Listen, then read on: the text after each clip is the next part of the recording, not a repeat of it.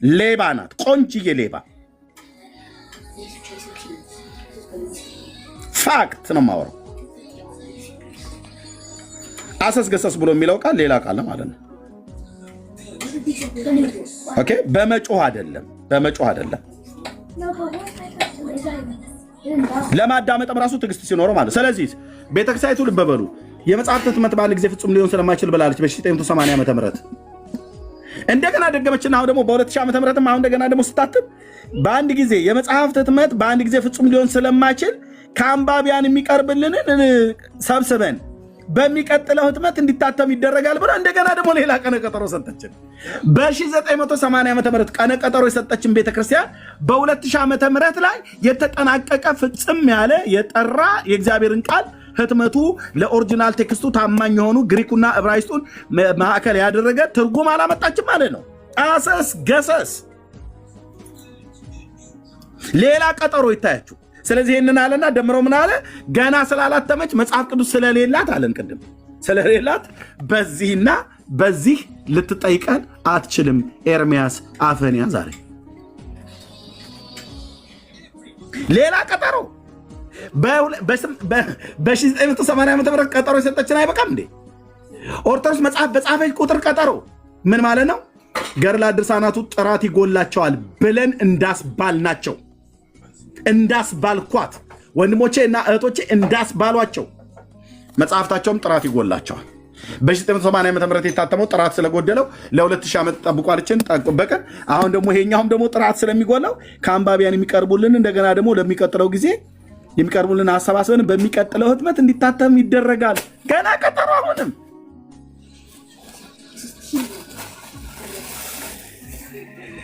አቤቱ አቤቱ። መርጌታ የምትለው ካለ ከዛ ብርክዬ መቀጠል ትችላላችሁ። ችናት ኦርቶዶክስ ዘአምታታው ኦርቶዶክስ ዘአምታታው ብለህ የምትላት ማለት ነው። ታምታታለች በአደባባይ ላይ ኦርቶዶክስ የኢትዮጵያ ኦርቶዶክስ ዘአምታታው። እንዴት የመጽሐፍት ህትመት አንድ ጊዜ ፍጹም ሊሆን ስለማይችል እሺ የኮምፒውተር ኤረር ምናምን ነገር ሊኖረው ይችላል ብለናል። የ1980 ዓመተ ምህረት ላይ 2000 ላይ ስታርሙ እንደገና ሌላ ቀጠሮ ትሰጡናላችሁ።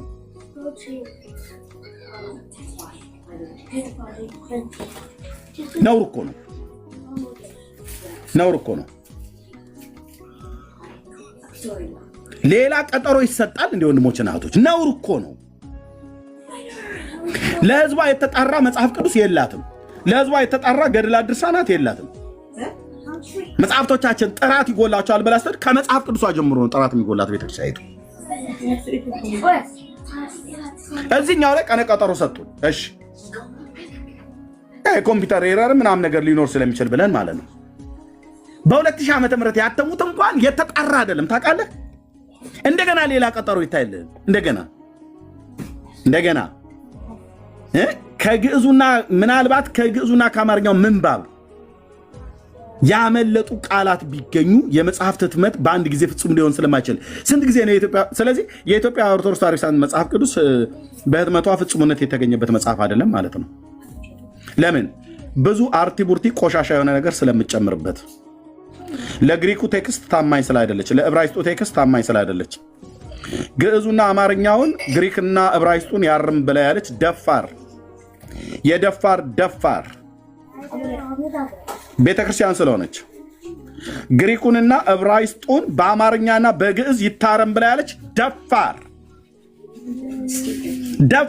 ወንጀለኛ ቤተክርስቲያን ናት የኢትዮጵያ ኦርቶዶክስ። ወንጀሏ ምንድን ነው? የእግዚአብሔር ቃል ላይ ወንጀል ያደረገች ለኦሪጂናል ቴክስቱ ያልታመነች ወንጀለኛ ቤተክርስቲያን ናት። ወንጀሏ ምንድን ነው? የአምላክን የሕያው እግዚአብሔርን ቃል የለወጠችው። ለኦሪጂናል ቴክስቱ ታማኝ አይደለችም። ኦርቶዶክስ ልትታመን አይገባትም ማለት ነው። ለግሪኩ ቃል ታማኝ አይደለችም፣ ለዕብራይስጡ ቃል ታማኝ አይደለችም። ግሪክና ዕብራይስጥን በአማርኛና በግዕዝ አርማለሁ ብላ የምትል ደፋር ቤተክርስቲያን ናቸው።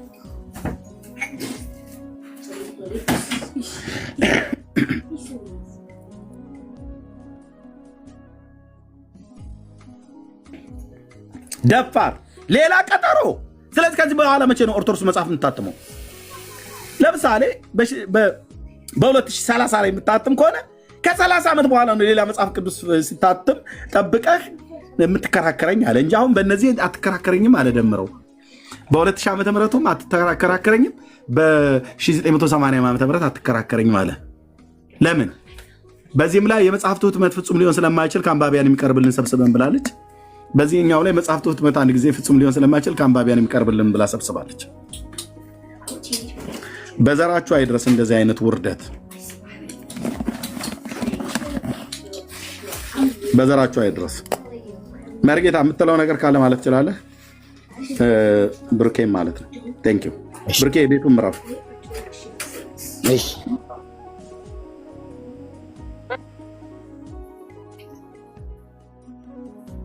እሺ አለሁ። መልካም። ደምረው በቀጥታ በደንብ ህዝብ እየሰማ ይፈርዳል የሚለውን ቃል አልቀበልም እና ግዕዙና ግሪኩን ነው የምቀበለው። ምን የሚለውን? ይማልዳል የሚለውን። ምክንያቱስ ተብሎ ሲጠየቅ እኔም ራሴ አስተያየት እሰጣለሁ። የሚቀጥለው ተስፋ አደርጋለሁ የኔ አስተያየትም ግምት ውስጥ በማስገባት እንደገና ሲታተም ይፈርዳል የሚለውን ቃል ገና ከአሁኑ አስተያየት እየሰጠሁ ነው ብሎ ነው የተናገረው። ጥሩ ነው በጣም። ግን መጽሐፍ ቅዱስ በአንባቢያን አስተያየት እየተሰጠበት እንደ አንባቢያን እንትን እየታረመ አሁንም እየተሰረዘ መቼ ነው ማብቂያው? ይህስ መሆን አለበት ወይ? እነ ደምረው በሚያስተምሩት እነ ደምረው በሚያምኑት እንደገና ተቀብላ ደምረው ምን አለ ብላ እንደገና አስተያየት እንደገና ሌላ መስጠት አለባት እንዴ? ይህ እኮ ለእግዚአብሔር ቃል ምን ያህል ደንታቢስ እንደሆነች ነው እኮ። ለእግዚአብሔር ቃል ታማኝ ያልሆነች ቤተ ክርስቲያን ቅጥፈት። ልዩ ልዩ መጽሐፍቶች አሉ፣ በጣም ብዙ ከድሮ ጀምሮም ቢሆን የታተሙ። የመጀመሪያው ማናቸው ያሳተው?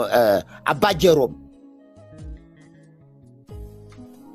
የ1954ቱም የመጀመሪያውም ቢሆን ሁሉም የመጀመሪያው ያስምረናል።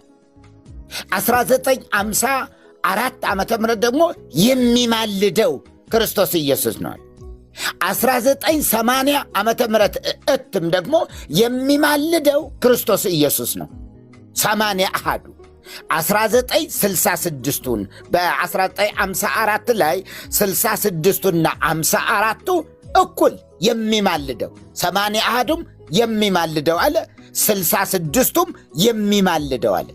ምንም አይነት የቃላት ልዩነት ሳይኖረው ወጥ በሆነ መንገድ ያንን ነው የተጻፈው። አዲስ መደበኛ ትርጉምም እንደዚሁ ስለ እኛ ይማልዳል ነው የሚለው ቃል በቃል። ቀለል ባለ አማርኛም የምትጠቀሙ 1980 እትም ቀለል ባለ አማርኛ የታተመው ስለ እኛ የሚማልድ ነው ኢየሱስ ክርስቶስ ብሎታል። እሱም ሌላ ሊቪንግ ባይብል ሕያው ቃል የተሰኘውም ጌታችን ኢየሱስ ክርስቶስ ይማልድልናል። አንድ ነው ትርጉሙ። የ1879 እትም እርሱ ያስምረናል። የአባ አብርሃም የ1879 ይሄ ነው ያለው። ኢትዮጵያ ኦርቶዶክስ ተዋሕዶ ቤተ ክርስቲያን በ2000 ዓመተ ምህረት አሁን ኤርሚ ይዞት የነበረው የጻፈችው አዲሱ 81 ማለት ነው። ምን ብለዋለች? ስለ እኛ የሚፈርደው ባዕድ ቃል። ይሄ በግዕዝም አታገኙትም፣ በግሪክም አታገኙትም፣ በየትኛውም በዕብራይስጡም በምንም የሌለ ባዕድ ቃል ነው የደነቀረችበት ባዕድ ቃል። በምንም መንገድ ግዕዙም አይልም። ግዕዙ 2014 ደግሞ አተመች። ግዕዝ አማርኛ የሌለበት ወደ አማርኛ ያልተተረጎመ ራሱ ማለት ነው። ለእመለሊሁ ያጸድቅ መኑ ዘይኮንን ክርስቶስ ኢየሱስ ሞተ ወተንሥአ እሙታን ወሀሎ ይነብር በየማነ እግዚአብሔር ወይትዋቀስ በእንቲአነ። ወደ አማርኛ ስንመልሰው ሲተረጎም ማለት ነው። እሱ ቢያጸድቅ ማን ይኮንነናል? ክርስቶስ ኢየሱስ ሞተ፣ ከሙታንም ተለይቶ ተነሳ፣ በአብ ቀኝ ተቀምጦ ስለ እኛ ይከራከራል፣ ይሟገታል ማለት ነው። ራሷ ናይሮቢ ኬንያ እየታተመው በ1999 ዓመተ ምህረት የግዕዝ አዲስ ኪዳን ባለፈው ዓመትም እንደዚሁ በአዲስ መንገድ ታትሞ ለሁሉም ካህናት ተሰራጭተዋል። ይሄው መጽሐፍም ለእመለሊሁ ያጸድቅ መኑ ዘይኮንን ክርስቶስ ኢየሱስ ዘሞተ ወተንሥአ እሙታን ወሃሎ ይነብር በየማነ እግዚአብሔር ወይትዋቀስ በእንቲአነ። ይኸው ነው ራሱ። እሱ ቢያጸድቅ ማን ይኮንናል? ክርስቶስ ኢየሱስ ሞተ፣ ከሙታንም ተለይቶ ተነሳ፣ በአብ ቀኝ ተቀምጦ ስለ እኛ ይሟገታል፣ ይከራከራል ማለት ነው። ራሷስ እንዲህ የብቻዋ የሆነ የመጽሐፍ ቅዱስ ማኅበር የሌለበት ብቻዋ እንደወደደች የምታደርገው ንባብና ትርጓሜ ውስጥ ምን ይላል? የቅዱስ ጳውሎስ መጽሐፍ ንባብና ትርጓሜ ውስጥ ለእመለሊሁ ያጸድቅ መኑ ዘይኮንን፣ እሱ ቢያጸድቅ ማን ይኮንነናል? ክርስቶስ ኢየሱስ ሞተ። ክርስቶስ ኢየሱስ ሞተ ያው ነው በአማርኛ። ክርስቶስ ኢየሱስ ሞተ ግዕዝ ነው። ክርስቶስ ኢየሱስ ሞተ አማርኛ ነው። ወተንሥአ እሙታን ከሙታንም ተለይቶ ተነሳ፣ ወሃለው ይነብር በየማነ እግዚአብሔር በአብ እሪና ይኖራል። በየማነ እግዚአብሔር በአብ እሪና፣ በአብ ቀኝ ማለት ነው። ትርጉሙ ወሃለው ይነብር በየማነ እግዚአብሔር ማለት በእግዚአብሔር ቀኝ ማለት ነው። እነሱ ወደ አማርኛ ሲፈቱት ምን አሉት? በአብ እሪና፣ በአብ እኩል፣ በአብ ደረጃ እኩል ማለት በአብ እኩልነት ብለውታል። በአብ ቀኝ ያለውን ብዙ ነው የሚሸቃቅጡት። ምንም አይነት ለእግዚአብሔር ቃል በጭራሽ ለተአምረ ማርያም ነው የሚጠነቀቁ እና ወይትዋቀስ በእንቲአነ ቁጥር 1 ዮሐንስ 2:1 ብለው ጠቅሰው አስቀምጠዋል። እዚሁ ስለ እኛ ይከራከራል ካሉ በኋላ መከራከርስ የለም፣ ስለ እኛ በዕለተ ዓርብ ባደረገው ተልእኮ ፍጹም ዋጋችንን የምናገኝ ስለሆነ ብለውታል። ይህንኑ አንድምታ ከሌሎች ትርጉሞች የተለየ አይደለም። ይትዋቀስን ይከራከራል ብለውታል። ይትዋቀስ የሚለው ይከራከራል ትክክል ነው። ምክንያቱ በኪዳነ ወልድ ክፍሌም በየትኛው መዝገበ ቃላት ወቀሰን ሲፈታ ምንድን ነው? መውቀስ፣ መክሰስ፣ መንቀፍ፣ መዝለፍ፣ መገሰጽ፣ መምከር፣ መንገር፣ መናገር፣ ቃልን ማፍሰስ፣ መዘርዘር ማለት ነው። ተዋቀሰ የሚለው ደግሞ ተዋቀሰ ማለት በቁሙ ተሟገተ፣ ተከራከረ። አስተዋቀሰ፣ አዋቀሰ፣ አወቃቀሰ፣ አሟገተ፣ አከራከረ። መስተዋቅስ የሚያዋቅስ የሚከራከር ዳኛ፣ የሚዋቀስ ተዋቃሽ ተከራካሪ ባለጋራ ሲል ይፈተዋል። ይሄው መዝገበ ቃላቱ። በዚሁ መዝገበ ቃላት ኮነነ የሚለው ቃል አያይዞ ሲፈታ ኮነነ ማለት ፈረደ፣ ገዛ፣ ሰራ፣ ቀጣ፣ አሰቃየ ማለት ሲሆን ኮናኒ ሲል ደግሞ ገዢ፣ ፈራጅ፣ ቀጭ ማለት ነው። በዚህ በኪዳነ ወልድ ክፍሌ በተረጎም። ስለዚህ ቤተ ክርስቲያኒቱ ወድቃለች ማለት ነው የምንችለው፣ ስታለች ማለት ነው የምንችለው። ለእግዚአብሔር ቃል ምንም አይነት ፍሬም እንዳይኖረው እኮ አደረገች። ማንም እንደገባ የሰዎች አስተያየት እየተቀበለች የምትደነቀርበት ክፍት አደረገች እኮ መጽሐፍ ቅዱስን ለምእመናን። ያው ከምእመናን የሚመጣውን አስተያየት ተቀብለን ወደፊት ደግሞ እንትን እናደርጋለን ትላለች እንዴ? ይሄ የመጨረሻ የክህደት ጥግ ነው። የክህደት ጥግ ነው። ለቤተ ክርስቲያኒቱ ለራሷ ጥሩም አይደለም። በሌሎች መጽሐፍ ትርጉሞች እኮ አለ። ለምሳሌ ዮሐንስ አፈወርቅ በጻፈው መጽሐፍ ላይ ወጊዜ ፈቀደ ይተነብል ሎሙ አኮ በዝንቱ ጊዜ ባቲቱ አላ በእንተ ዘትመጽእ ሕይወተ ዘለዓለም። በአማርኛው በወደደ ጊዜ ይለምንላቸዋል በዚህ ጊዜ ወይም በዕለተ ዓርብ ብቻ አይደለም፣ ከዚያ በኋላ ባለው ጊዜ ለዘለዓለም ነው እንጂ። ድርሳነ ዮሐንስ አፈወርቅ አያችሁ ቁጥር 156 ላይ በወደደ ጊዜ ይለምንላቸዋል። ምን መቼ ብቻ አይደለም፣ በዕለተ ዓርብ ብቻ አይደለም።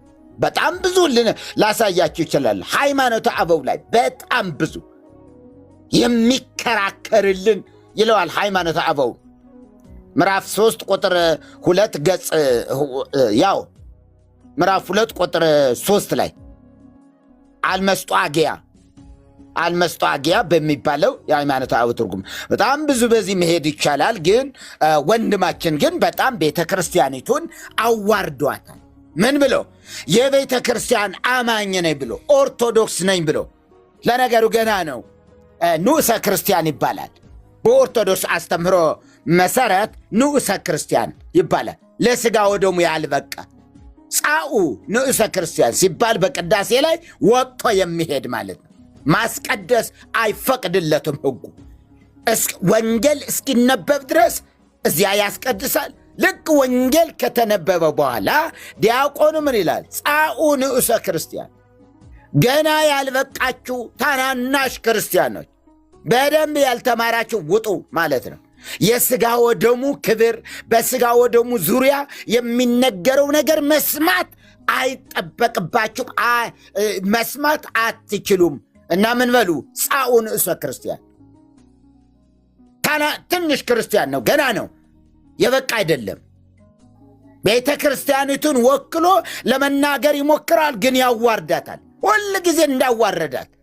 ዛሬም ምን አለ? ይፈርዳል ያለችውን አልቀበልም። እና ምንድን ነው የምትቀበለው ታዲያ? እንዲህ ይማልዳል የሚለው የግሪኩም የግዕዙም ነው የምቀበለው። ያዋርዳታል ንዑሰ ክርስቲያን እና ቤተ ክርስቲያን ምእመናንን የኦርቶዶክሳውያንን ለመምሰል ነው የምጠጣው ብለውም ተናግረዋል።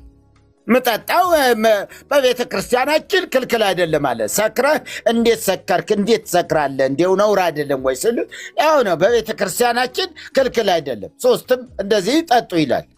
እኔ ምናልባት እዛ አልፌ ከሆነ ለመምሰል ነው አለ። እንግዲህ እግዚአብሔር ይማረው፣ ግን አዋርደዋታል። ኦርቶዶክስ ቤተ ክርስቲያን እንዲህ አይነት ንዑሰ ክርስቲያን የሆኑ ሰዎች አይወክሉኝም፣ ይውጡ ብላ መናገር አለባት። ሶስት አሉ ንዑሰ ክርስቲያን፣ ሶስት አሉ እዚህ ቲክቶክ ላይ የሚገቡ ስማቸው ባልጠቅስ፣ ሶስቱም ንዑሰ ክርስቲያን ናቸው።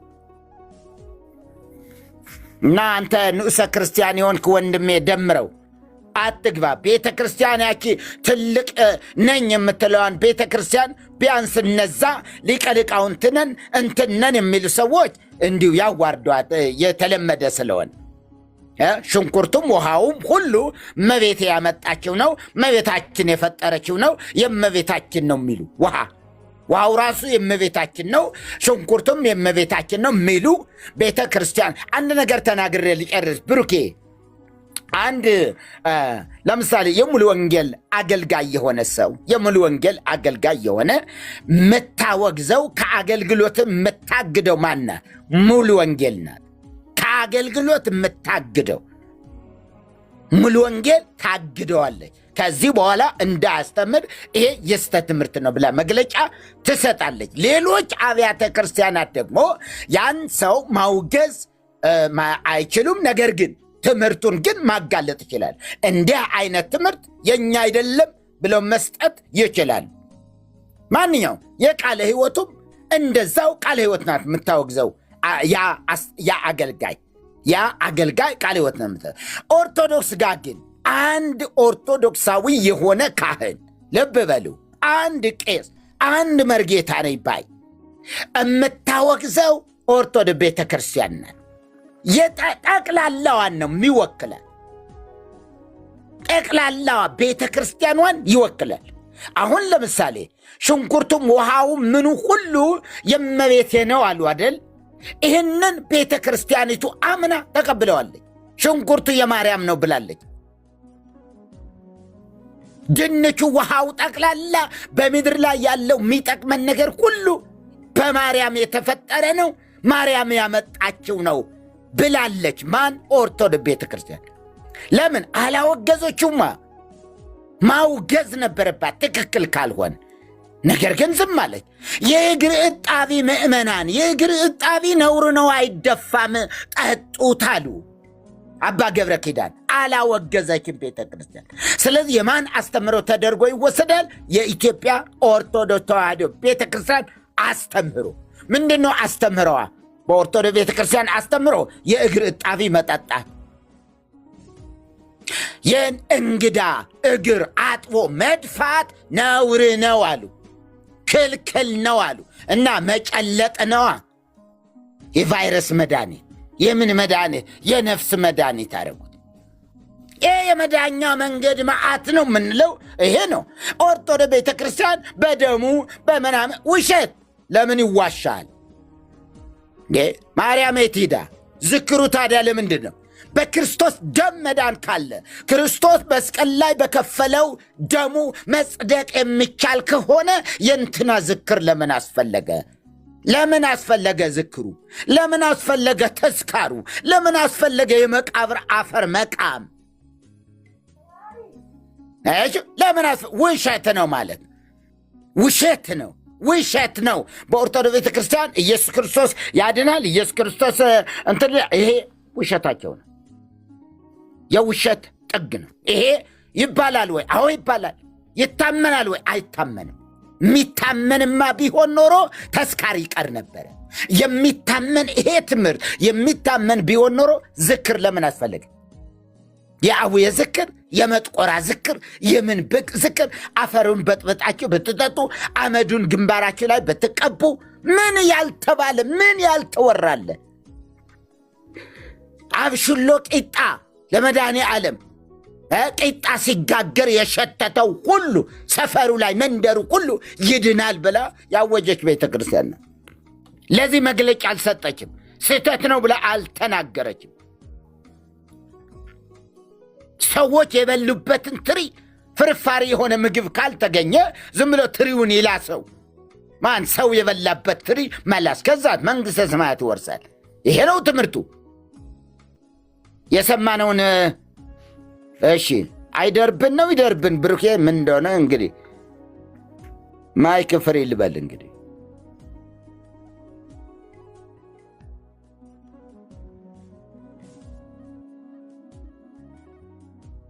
አይደርብን ብለናል። መሪጌታ ብሩኬ ያለው እንደምነት አለውኛው ድምጼ ይሰማል። ያ ትንሽ ድምፅን ከፋር ቀጥል እንደምነት ይሰማል። እሺ ሰላም ብያለው ክርስቲያኖ እንደምህቶች ከእግዚአብሔር ከአባታችን ከጌታም ከኢየሱስ ክርስቶስ ጸጋና ሰላም ከሁላችሁ ጋር ይሁን። ስላገኘኋችሁ ደስ ብሎኛል። ተባረኩ። እንግዲህ በዚሁ ርዕስ ላይ ኦርቶዶክሳውያን እያስገባን እንወያያለን። ግን ቅድም ኤርሚ ሲወያይ አስተውላችሁ ከሆነ ሁለት ሐሳብ ላይ ልናገር። የመጀመሪያው መቅድሙ ላይ ያለው ነገር በራሱ የህዝብ አስተያየት የሚጠይቀው ማለት ነው። የህዝብ አስተያየት የሚጠይቀው ያመለጡ ቃላቶች ካሉ፣ ለምሳሌ ሰዎች አሁን መርጌታ መጽሐፍ አሳትመዋል፣ ልምዱ አላቸው ከዚህ በፊትና መጽሐፍ ሲጻፍ የአርቶት ስራ ይሰራል። በቃ ይሄ የተለመደ ነው። መጽሐፍ አርቶት ይሰራል። ምን ማለት ነው? ያመለጡ ቃላቶች ካሉ ይለቀማል ማለት ነው። አርቶት በሚሰራው ሰው መጽሐፉ ተለቅሞ ነው ከዛ ወደ ህትመት የሚመጣው። አርቶት ሳይሰራ መጽሐፍ አይታተምም። መጽሐፍ ቅዱስም ሲታተም በዛ አይነት ሁኔታ ሊያልፍ ይችላል። በጥንቃቄ ነው የሚሰራው ኦፍኮርስ። አዎ። ከዛም ግን ምናልባት የሚያመልጡ ቃላቶች ሊኖሩ ይችላሉ። እኔ ብዙ መጽሐፍ ቅዱስ ላይ የተለያዩ መጽሐፍቶች ላይ እንደዚህ አይነት ነገር ይኖራል። መጽሐፍ ቅዱስ ላይ ግን አላጋጠመኝም። ያመለጡ ቃላቶች ቢኖሩ ምንም እኮ ችግር የለው። የሆነ ቃል አምልጦ ምናምን በህትመት ሰዓት እንደዚህ አይነት ነገር ቢያጋጥም ችግር የለውም። እና የመጀመሪያው ነገር የኢትዮጵያ ኦርቶዶክስ ቃላቶች እኮ አይደለም ያመለጣት። ሚውት አድርግልን ይገባል። እሺ፣ ቃላቶች አይደሉም እኮ ያመለጣት የኢትዮጵያ ኦርቶዶክስ። ለምሳሌ ቅድም ምን አለ ኤርሚ? አሰስ ገሰሱን ለማስገባት እንዲመቻት ነው አለ። እና ምንድነው አሰስ ገሰሱስ ብሎ ሲጠይቀው ለምሳሌ ይፈርዳል የተባለው ነው። አይ አንድ አሳስገሰስ ብቻ ነው ያለው የሚል መልስ ነው የመለሰው። አንድ አሳስገሰስ እንድታስገባስ ማን ፈቀደክ? ሲጀምር አንድ አይደለም ያለው። መጽሐፍ ቅዱስ የአንድ ጎረምሳ ቃል አይደለም እኮ። የአንድ ጎረምሳ የሆነ ሰውዬ እንደው በጣም አንባቢ ስለሆነ የጻፈው መጽሐፍ አይደለም። ይሄ ለግሪኩ ወይ ደግሞ ለሂብሩ ቋንቋ ታማኝ አለመሆን ሳይሆን ለእግዚአብሔር ታማኝ አለመሆን ነው። እግዚአብሔር ላይ ማመጽ ነው። ይሄ ገብቷችኋል? እንደው ይፈርዳል ብሎ ስለመጽሐፍ ማን መብት ሰጣችሁ? እንደው እሱስ ብቻ ቢሆን ስተቱ እሱስ ብቻ ቢሆን ማን መብት ተሰጣችሁ? ምክንያቱስ መጽሐፍ ቅዱስ የእግዚአብሔር ቃል ነው ብለን እስካመን ድረስ መናገር ፈልጋለሁ። በእናትህ ካናገረኝ አናገርክኝ፣ ከዛ ውጭ እወጣለሁ። ምንድነው አስወርጃለሁ። ለምን ትናገራለህ? መጽሐፍ ቅዱስ የእግዚአብሔር ቃል ነው ብለን እስካመን ድረስ መጽሐፍ ቅዱስ ላይ ምንም ነገር የመጨመር ስልጣኑ የለንም። በቃ ስልጣኑ ቤተክርስቲያን የእግዚአብሔርን ቃል አክብራ ሰዎች ከሞት ወደ ህይወት እንዲመጡ ትጠቀምበታለች እንጂ የራሷን ሐሳብ መጨመር ከሆነ አንደኛ መጽሐፉ የእግዚአብሔር ቃል መሆኑ ያበቃል። ሁለተኛ ቤተክርስቲያኗ ራሷ ቤተክርስቲያን ተብላ ለመጠራት አስቸጋሪ ነው የሚሆነው። ግን አንድ አሳስገሰስ ነው እንዲህ ያለው ከተባለ እኔ በጣም እኮ ነው የሚያስደነግጠው። እኔ እንዲሁ ዝም ብዬ አይምሮዬ ላይ ብቻ ማስታውሰውን ከብሉይ ኪዳን 50 አሳስገሰስ ከአዲስ ኪዳን 50 አሳስገሰስ ልሰጣችሁ እችላለሁ። አሁን ይሄን እየተናገርኩ ያለሁት ምንም ዶክመንት ሳላይ ያዘጋጀሁትን መጽሐፍቶች ምናምን ሳላገጥ መዝገቦችን ሳላገላብጥ አይምሮዬ ላይ ብቻ ያለውን ልናገር ብል ከብሉይ ኪዳን 50 አሳስገሰስ ከአዲስ ኪዳን እንዲሁ 50 አሳስገሰስ ሰጣችኋለሁ በድፍረት። ለዛውም ድፍረቱ እኮ ማለት ነው። አሁን እንደዚህ ቆይ ላሳያችሁ። ቤት ኖት መሪ ምን ይለኛ? እስኪ ይክፈቱልኝ አንዴ የ2000 እሺ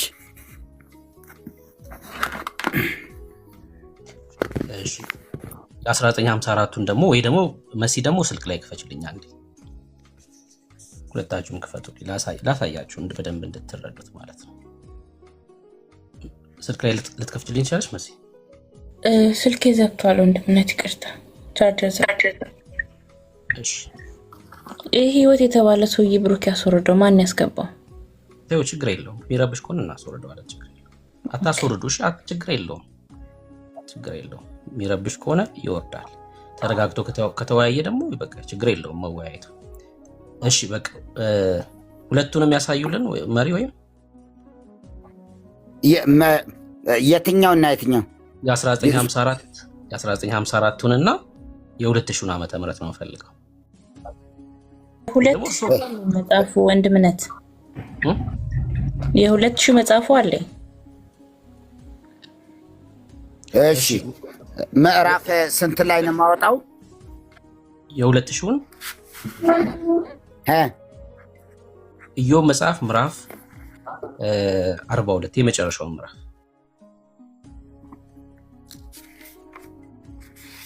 እሺ ሁለት ማለት እሺ አዎ የ1954ቱ የሚከፍትልን ሰው አለ? የሚችል ሰው አለ? በስልኩ ከፍቶ የሚያሳየን ሰው መግባት የሚችል ሰው ከፍቶ ሊያሳየን የሚችል ሰው ካለ ገስት ላኩልኝ፣ ቁጥር ጻፉልኝ። የ1954ቱን መክፈት የሚችል እሺ ይሄ መጨረሻ ነው የምከፍተው። መጨረሻው ያለው ክፍል ነው ኢዮብ ስንት? እሺ ኤርሚዬ ጎን ለጎን ሆኑ ከላይ ማለት ነው ሁለታችሁ። ኢዮብ መጽሐፍ አሳይላለሁ። እሺ ጎን ለጎን ሆኑ። ምዕራፍ 42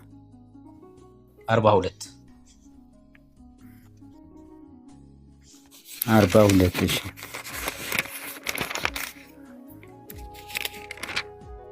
ኤርሚዬ መሪጌታን አጠገብ አድርገው፣ እኔ ታች አድርግና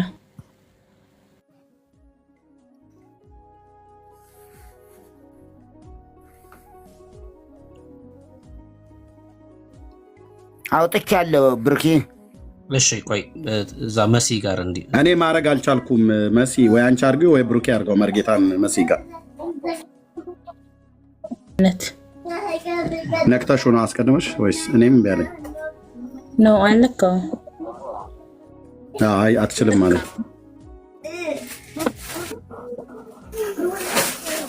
ወይ ሁለቱን አንተ አሳየ ኤርሚዬ። አትችልም አለኝ። ብርኬ አትችልም መቀየር? እምቢ አለኝ። እኔንም ልቀይረው ብዬ እምቢ አለኝ። ኦኬ እኔ ላሳየና ከዛ እሱን ትልቁ ላይ ሁለቱንም አንተ እንትን በላ ኤርሚ።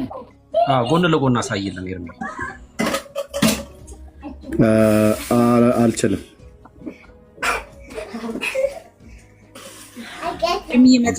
አለክ መጽሐፉ መጽሐፉን ነው የስንት ዓመተ ምህረት ነው? የስንት ዓመተ ምህረት መጽሐፉ ነው? የ2000 የኢትዮጵያ ኦርቶዶክስ እና የ1954 ማለት ነው። እሺ ምንድነው? የትኛው ክፍል ነው? ኢዮብ 42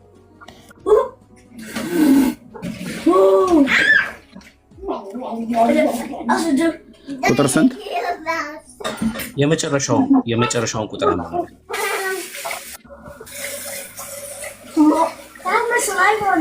ኢዮብም ሸምግሎ እድሜ ጠግቦ ሞተ።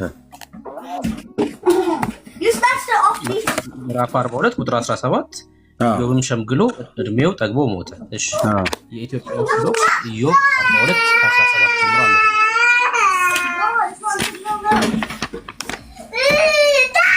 ሸሽ ልጆች ስላሉ ፕሊስ ወገኖች ይሄን አሳይቼ ሌሎቻችሁ ሞክሩ።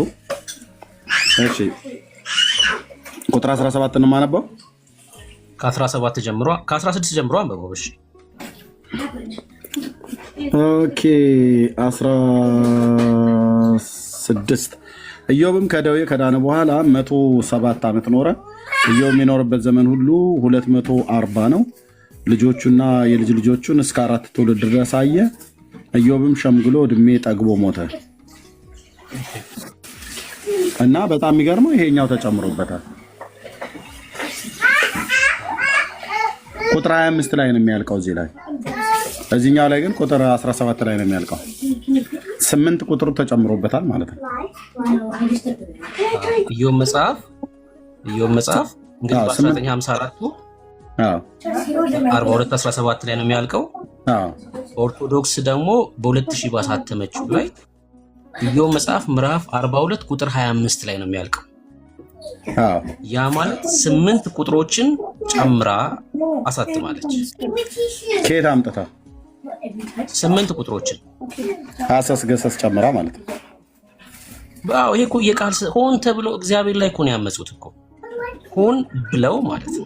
ይሄ እኮ የቃላት ስህተት እኮ አይደለም እኮ እያሳየናችሁ ያለ ነው። በቀድሞ 80 አሐዱ በ980 አሐዱ ትርጉም ላይ ኢዮብ 42 በራሳቸው መጽሐፍት እናሳያቸው 66ቱን አናምንም ብለው የሚሉት ሙዚቃ ስላላቸው ኦኬ ኢዮብ 42 17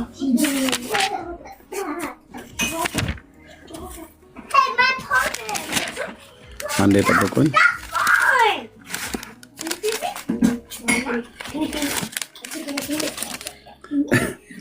ኢዮብ 42 ቁጥር 17 ይታችሁ። ይሄኛው በፒዲኤፍ ያሳየ ነው፣ በአፕሊኬሽን ያሳየ ነው። ኢዮብም ሸምግሎ እድሜ ጠግቦ ሞተ ቁጥር 17 ማለት ነው። ኢዮብ 42 17 ኢዮብም ሸምግሎ እድሜ ጠግቦ ሞተ። በኦርቶዶክስ ተዋሕዶ ቤተክርስቲያን በ80 አሐዱ በቀድሞ ላይ ማለት ነው። በዚህኛው ላይ ግን ኢዮብ ሸምግሎ እድሜ ጠግቦ ሞተ ቁጥር 16 ማለት ነው እና 17 ማለት ነው። 16ኛው እና 17ኛው ቁጥር ላይ ቁጥር 17 ላይ ኢዮብም ሸምግሎ እድሜ ጠግቦ ሞተ ካለች በኋላ 18 19 20 21 22 23 24 25 8 ቁጥር ከየት መጣ? ይሄ አሰስ ገሰስ ይባላል።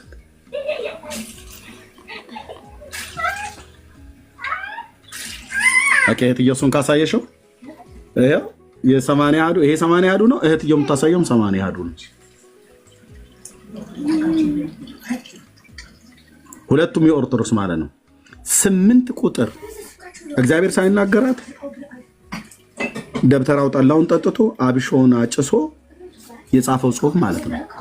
በእግዚአብሔር ቃል ላይ የማይገኝ ከየት አመጣች ብሎ ማንም የማይጠይቃት ልጆቿ ተሳዳቢና ተራጋቢ የሆኑ መጽሐፍ ቅዱስን አይመረምሩ ከየት መጣ? ይኸው በራሷ 80 አሐዱ በራሷ በቀድሞ 80 አሐዱ ላይ 17ኛው ቁጥር ላይ ነው የሚያበቃው። ኢዮብ 42:17 የራሷ በኦርቶዶክስ 80 አሐዱ። ይሄ ደግሞ የኦርቶዶክስ 80 አሐዱ ነው። ይሄኛው 8 ቁጥር ጨምራበታለች። የሚቀጥለው ላይ ገና 18 ምዕራፍ ብትጨምር ምንም ህዝቡ እንደሆነ በደንብ አርጋ ወግታ አስተኝተዋለች። ህዝቡ በጠላ ባረቄ በጫት በምናምን ነገር ተኝቷል። ትውልዱ ምን እየተከናወነ ምን እየተካሄደ እንደሆነ አያውቁ። ስሜታውያን ናቸው፣ ግልብ ናቸው። መሳደብ መራገም እንጂ ነገሩን መመርመር አይፈልጉም። ከየት አመጣች 8 ቁጥር? በዚህኛው 80 አሐዱ ላይ የሌለ እዚህኛው ላይ በአዲሱ 80 አሐዱ ላይ ከየት አምጥታ ጨመረች? ብሩክ ያው ቀጥሉ። ሌላን ጨምራ አይደለም ሌላን ጨምራ በመጽሐፍ ቅዱስ ታሪክ ምዕራፍ 1 ሀ ምዕራፍ 1 ለ ምዕራፍ 1 ሀ ምዕራፍ 1 መ እየተባለ የተጻፈበት ቦታ ታውቃላችሁ? በመጽሐፍ ቅዱስ እንግዲህ በ66ቱም ይሁን በ80ም በ73ም ይሁን ምዕራፍ 1 ሀ ምዕራፍ 2 ምዕራፍ 1 ለ እየተባለ እስከ ሸ እስከ መ ድረስ የተጻፈበት የለም። በምታውቁት መጽሐፍ አለ? የለም። አንድ የለም። ብሉይ ኪዳንም አዲስ ኪዳንም አንድም የለም። እስኪ አስቴር መጽሐፍን ክፈቱ ሁለታችሁም። እስኪ አስቴር መጽሐፍን ምዕራፍ 4ን እስኪ መሴም ክፈችው፣ ኤርሚም ክፈት። መሲ የትኛውን ነው ያልሽው? አዲሱን ነው? አዎ የ2000 2000 የተሞላ ኤርሚ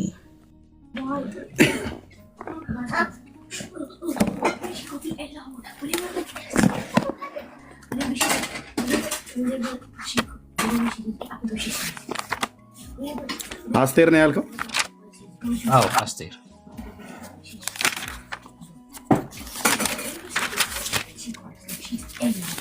ሀዳሳ እሺ። ምዕራፍ ስንት? ምዕራፍ 4 ምዕራፍ 4 ቁጥር እሺ ክፈችው መሲ ከ8 ጀምሮ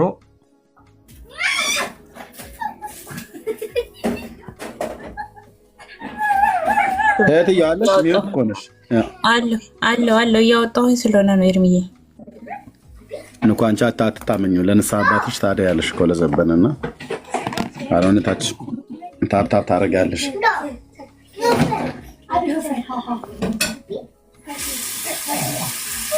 አቤቱ ጌታዬ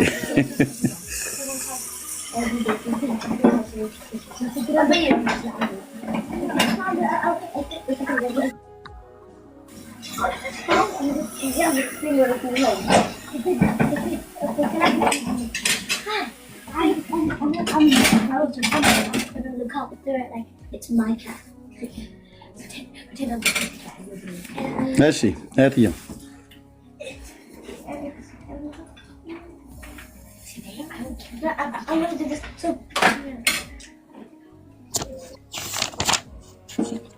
እሺ አስቴር ስንት ነው ያልከኝ? ምንድነው? 4 ምዕራፍ 4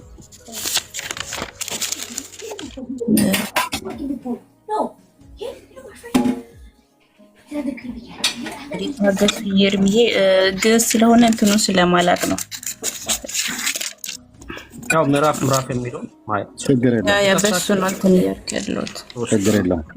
ኦኬ ይሄ ስንት ነው? 3 ነው። 3 ነው። አንድ ቀጥል። ስለዚህ 4 እዚህ ነው ማለት ነው። እሺ ወደዚህ አድርጊውና እኔ ነው ይሻላል። ወደዚህኛው ፔጅ አዙ ማስተካከል። እሺ ለም አይታየም። እሺ መሲ ትንሽ ራቅ እንደዚህ። አሁንስ የመርዶክዮስ ጸሎት ከሚለው ጀምሮ እስኪ ምዕራፍ ቁጥር ስንት ነው? ከፍ አድርጊ ወደ ላይ። ነው ከታች እኮ ነው ያለው መሲ ከታች። እሺ ቁጥር ስንት ነው እሱ? ይሄኛው ቁጥር ስንት ነው? ሀ ይላል እዚህ ጋር ቁጥር 16 አይደል? አይ ቁጥሩ ነው የጠየቅኩሽ መሲ። ከፊት ማለት ፊት 18 ይሄኛው አይደል? ቁጥር 16 ጋር 18 ወጥ 17 ነው። 17 ይሄ ስንት ነው? 17 ነው። 17 አዎ። ወደ ላይ ከፍ አድርጋ አትየው ደበቅሽው እኮ። እሺ ወደ ላይ ከፍ አድርጊው እንደሱ አዎ። ዝቅ ትንሽ እሺ ቁጥር 17 አንተ ጋር እንደሚለው እኔ ላንብበው። ቁጥር 17 ያንተን አንብበው። ያው መርዶኪዮስም ሄዶ አስቴር እንዳዘች ሁሉ አደረገ። እሺ ቁጥር 17 እና አንብቢልናል። መርዶኪዮስ አይ ቁጥር 17 እያልሽ ነው የምታነቢው እንደተጻፈው። እሺ እግዚአብሔር ያደረገው ሁሉ እትየው ደበቅሽው፣ ህዝብ እንዳያየው ደበቅሽው። እንደሱ ያ ተስተካከል። አሁን ይታያል። እንደሱ ነው ማድረግ ያለብሽ። እንደሱ አታንቀሳቅሩ። ወርታች እጅሽ እያመለጠ ነው። ወደ ላይ መልሽው። እንደሱ ደበቅሽው። ወደ ላይ ፈቅ ኖ ወደ ላይ ወይ ጣትሽን እጅሽን ወርታች ነው ዝቅ የምታደርገው። እንደሱ በቃ እሺ። እግዚአብሔር ያደረገው ሁሉ እኔ እኮ የምችኝ ይዛል እኔ ላምበው እዚህ በቃ ታዩ ነው ቆይ አሁን ይታያችኋል። አሁን ይታያል አይደል? እግዚአብሔር ያደረገውን ሁሉ እያሰበ ወደ እግዚአብሔር ለመነ። እንዲህም አለ፣ አቤቱ ሁሉን የምትገዛ በስልጣን ሁሉን የፈጠርክ ንጉሥ፣ እስራኤልን ታድናቸው ዘንድ ብትወድ የሚራክህም የለም። ቁጥሩን እየተናገረ ቁጥር 17 ቁጥር 17 ነው እያለ ያለው እና ቁጥሩን አትዩ። እሺ ይሄ ስንት ቁጥር ነው? 17 ቁጥር 17 17 ሐመርሃ ሰማይና ምድርን ከሰማይ በታች ስለ ጽድቅ ፍጥረትም ሁሉ አንተ ፈጥረሃል። 18 ነው አይደል? 18 አንተ ሁሉን አሁንም 17 አንተ ሁሉን ታውቃለህ። አቤቱ ለዚህ ትዕቢተኛ ሃማ ያልሰገደ በመናቅ እንዳይድድ ምንድነው ይሄ? እንዳይደለ በትዕቢትም እንዳይደለ ራሴንም ከፍ ከፍ በማድረግ እንዳይደለ አንተ ታውቃለህ። የእግዚአብሔር ክብር 17 የእግዚአብሔር ክብር የሰው ክብር እንዳይደለ ከአንተም ከጌታ በቀር ለማንም እንዳልሰግድ ይህንን ነገር እንዳደረግሁ እንጂ እስራኤልንስ የሚድኑ ከሆነ እግሩ እስም ዘንድ በወደድኩ ነበር። ይህም ስራ በትዕቢት አላደርሁም። 17 ያጠፋን ዘንድ በጠላት ተነስተውብናል። መጀመሪያ ርስትህንም ያጠፋ ዘንድ ወደሃልና። አሁንም አቤቱ የአብርሃም አምላክ ንጉሥ በቃ 17 ላይ ነው ያለችው። 17 ሐና ለሐመሯ መልስ ናቸው።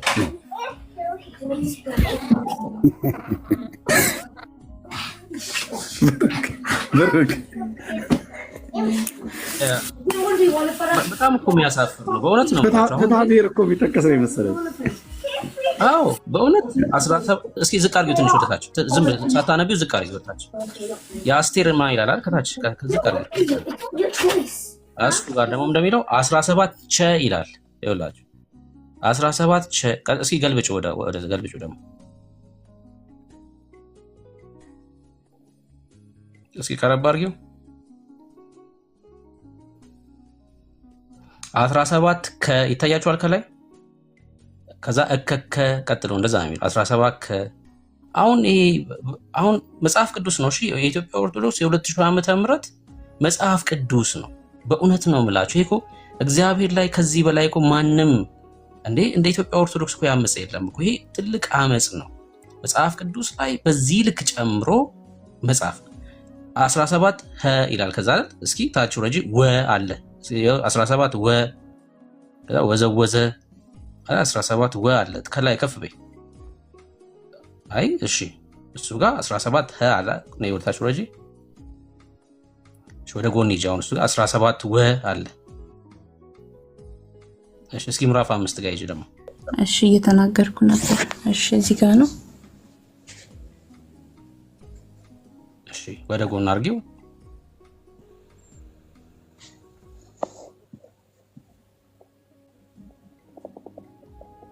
እሺ ምዕራፍ 6 ኖ አይ ቆይ እዚሁ ጋር ቆይ አንዴ አትይ ሶሪ አትይ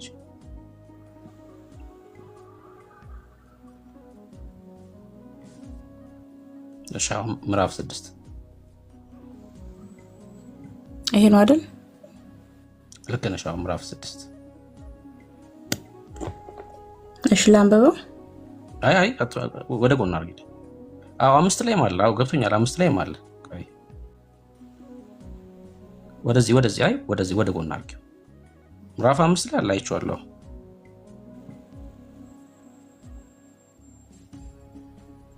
እሺ ምዕራፍ 6ም እንደዛው። እሺ ገልብጩ። ምዕራፍ 7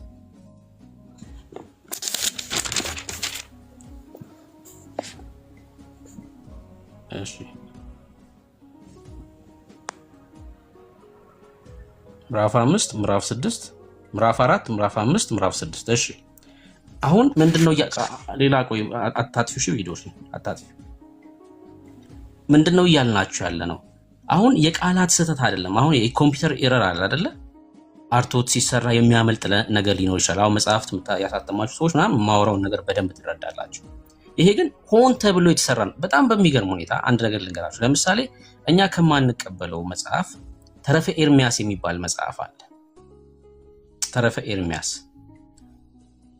ለምሳሌ ኤርሚ ይነግረናል የ1980 ዓመተ ምህረት ስንት ምዕራፍ ነው ያለው ኤርሚ ምን ያህል 8 ወይስ 11 ማነው 11 ነው 12 ሶሪ 11 ምዕራፍ የ2000 ዓመተ ምህረት ስንት ምዕራፍ ነው ያለው አላየሁትም አንድ ምዕራፍ ብቻ ነው ያለው what አንድ ምዕራፍ ብቻ ነው ያለው የ2000 ዓመተ ምህረት ተረፈ ኤርሚያስ የ2000 ዓመተ ምህረት አንድ ምዕራፍ ብቻ ነው የ1980ው 11 ምዕራፍ አለ እኮ ቀልድ ነው ያዙት በጣም የሚያሳዝነው ቶፒክ ሳይሆን በእውነት ነው የምላችሁ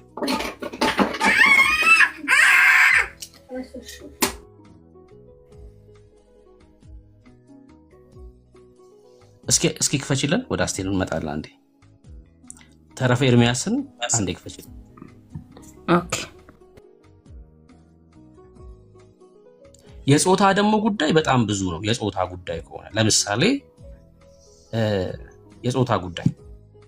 የጾታ ጉዳይ ማለት ለጌታ የተነገረውን ነገር ለማርያም በማድረግ ከእሴይ ግንድ በትር ይወጣል ይላል አይደል ኢሳይያስ መጽሐፍ ምዕራፍ 11 ቁጥር 1 ላይ ምንድነው የሚለው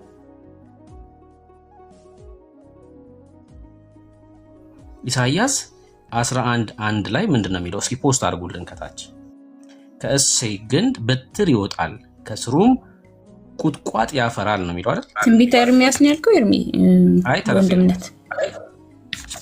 ኦኬ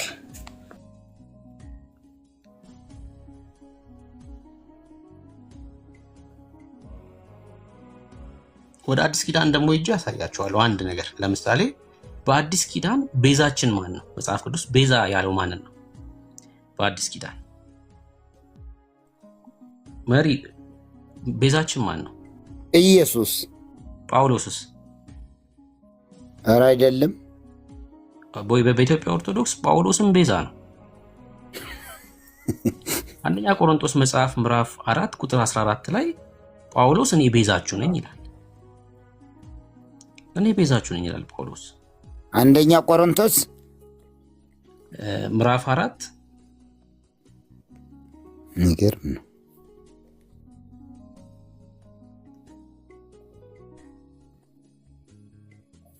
ምዕራፍ 4 ቁጥር 14 ላይ ይክፈቱልን እሱንም እናየዋለን ንገርም ነው ምን አልኳችሁ ትንቢተ ኢሳይያስ መጽሐፍ ምዕራፍ 11 ቁጥር 1 ላይ ከእሴይ ግንድ በትር ይወጣል ነው አይደል የሚለው ኦርቶዶክስ ግን ከእሴይ ግንድ በትር ትወጣለች ብለው ነው የጻፉት ከእሴይ ግንድ በትር ትወጣለች ይሄን በመጽሐፋቸው ብቻ አይደለም መድረኮቻቸው ላይ ጭምር ይሄን ይሰብካሉ ከእሴይ ግንድ በትር ትወጣለች ብለው በሴት አንቀጽ ነው የተጻፈው ደነገጥ ካለ አሞጽ በቃ በዚህ ልክ ደፋሮች ናቸው ለምሳሌ ሕዝቅኤል መጽሐፍ ምዕራፍ 44 ላይ ያ የምስራቁ በር ተዘግቶ እንደሚኖር ይናገራል አይደል? ተዘግታ ትኖራለች ብለው ነው የጻፉት ሕዝቅኤል 44። እንዴ አሰስገስ አሳዩን ካላችሁ እኮ እናንተ እስኪ ሰለቻችሁ ድረስ ነው የምናሳያችሁ። በእውነት ነው የምላችሁ፣ እስኪ ሰለቻችሁ እስክትደነግጡ ድረስ ማለት ነው። ያቺ በር ተዘግታ ትኖራለች ብሎ ነው የጻፈው። ያቺ በር እንዴ እኮም አሁን እኔ እየተናገርኩ ያለሁትን ኦርቶዶክሳውያን የ2000 ዓመተ ምህረት መጽሐፉ አለ አይደል? ይኸው ጥቅሱን እየከፈታችሁ እዩት። በቃ በጣም ቀላል ነገር ስለሆነ ማለት ነው። እጃችሁ ላይ ስለሆነ ያለው እጃችሁ ላይ ስለሆነ ያለው። እሺ አገኘሽው መሲ? እያወጣሁት ነው። አንድ ምንት አንድ ደቂቃ ስጠኝ። እሺ እስከዛ መሪ ካገኙት ያሳዩልን። መሲ እስክታገኙ ተረፈ ኤርሚያስ ነው።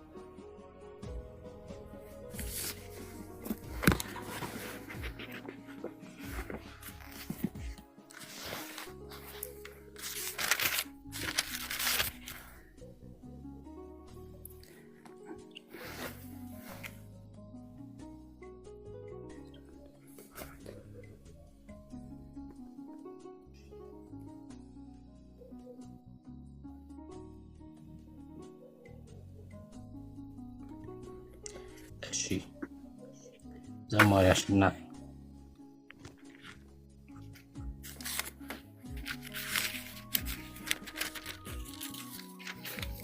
እሺ ትንቢተ ኢሳይያስ መጽሐፍ ምዕራፍ 11 ነው። እሺ ቁጥር 1ን ክፈትልን። ቁጥር 1ን አሳየን። አይ ምዕራፍ 12 ነው እሱ። ምዕራፍ 11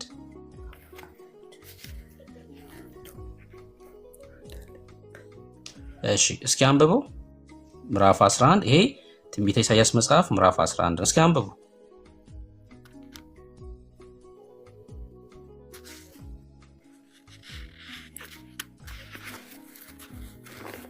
ሰማል ሚዩት ነሽ? እያወራኩ ነው። ሚዩት ነው። ኦኬ ሚዩት አድርጌው ነው። እሺ ከእሴይ ስር በትር ትወጣለች፣ አበባም ከግንዱ ይወጣል ይላል ቁጥር 1 ላይ። ኦ ከእሴይ ስር በትር ትወጣለች ነው የሚለው። በሂብሩ ደግሞ በቀደሙት ትርጉሞች ደግሞ ምንድን ነው የሚለው? ከእሴይ ግንድ ቁጥቋጥ ይወጣል ነው የሚለው እንጂ ትወጣለች ተብሎ አልተጻፈም። ይሄ እኮ በግልጽ እኮ ነው ያመጹት። በግልጽ ይሄ በእግዚአብሔር ላይ የተደረገ አመጽ እኮ ነው። አመጽ ነው። አልገባችሁም እናንተ? አሁን ስለ ቃላት የሆነ ቃል ስለማምለጡ አይደለም እየተወራ ያለው። ይሄ አመጽ ነው። እግዚአብሔር ላይ ነው ያመጹት። ደግሞ ይበቀላቸዋል። እያያችሁ በዚህ በእኛ ዘመን እግዚአብሔር ይበቀላቸዋል። እየተበቀላቸው ነው። አሁንም እግዚአብሔር ከዚህ በላይ ይበቀላቸዋል። ምክንያቱስ እንደ እግዚአብሔር ክብር እኮ ነው የተነካው። ሰው እንዴት የእግዚአብሔር የሆነን ነገር ይነካል? መብት የለንም እኮ። እኔ ብሩክ በክርስቶስ ኢየሱስ ደም የእግዚአብሔር ልጅ ሆንኩ ማለት በእግዚአብሔር ቃል ላይ ስልጣን አለኝ የመቀየር ማለት አይደለም። እንዴ አይደለም።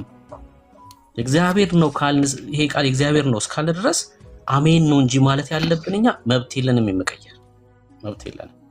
አትዝጋው፣ አንዴ አትዝጋው። እስኪ ሕዝቅኤል 44 ጋር አይደለም ደግሞ አትዝጋው። ስንት አልከኝ ብሩክ? ስንት? ሕዝቅኤል 44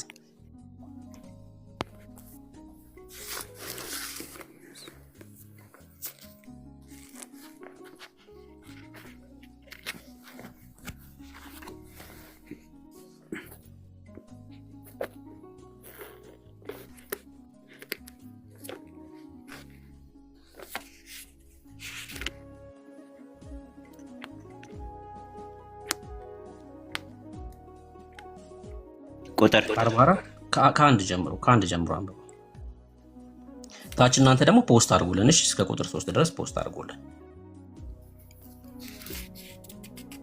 44 የተዘጋችው ምስራቅ በር የሚለው ነው።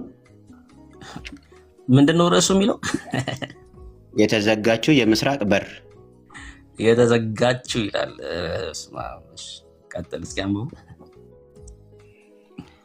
የተዘጋችው የምስራቅ በር ወደ ምስራቅም ወደምትመለከተ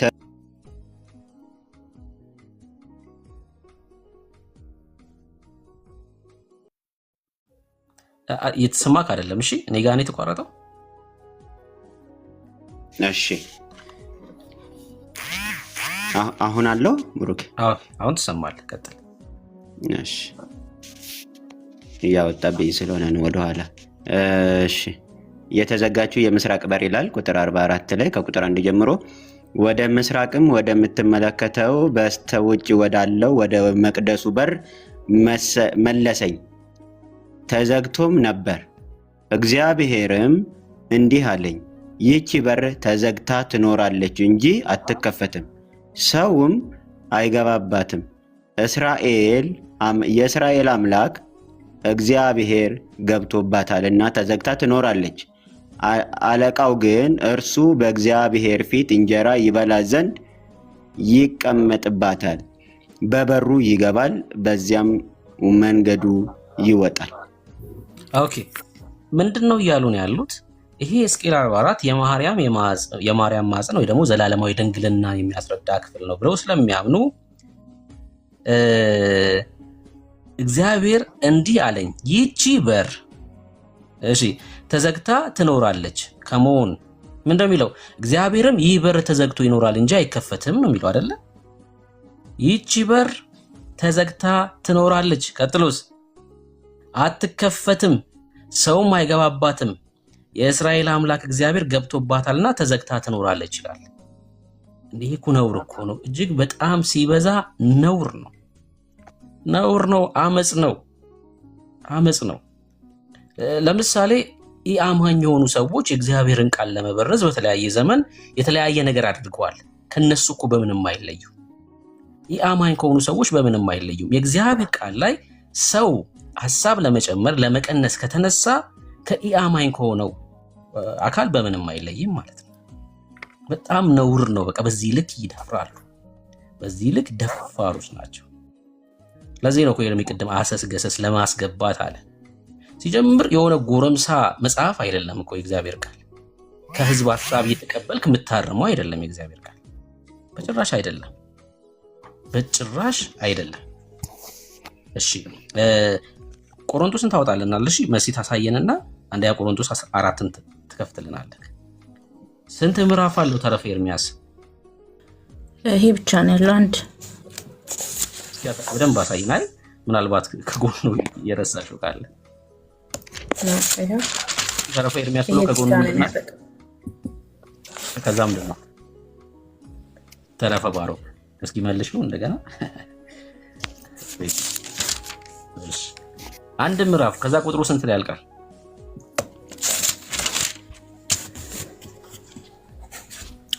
እዚህ ላይ ነው የሚያበቃው። እስኪ ችግር አይ ወደዚህ በዚህኛው በኩል ያው እዚህ ጋር እሺ 70 ምናምን ኤርሚ ያለክ 73 ላይ አዎ ትችላለህ ኤርሚ። ስንት ላይ ነው? 73 አዎ ምዕራፍ 1 73 ቁጥር 73 ላይ ያልቃል ተረፈ ኤርሚያስ። ወይ ደግሞ መሪ የ1980 ያሉት አለኛ። እስኪ ተረፈ ኤርሚያስን ይፈቱልን።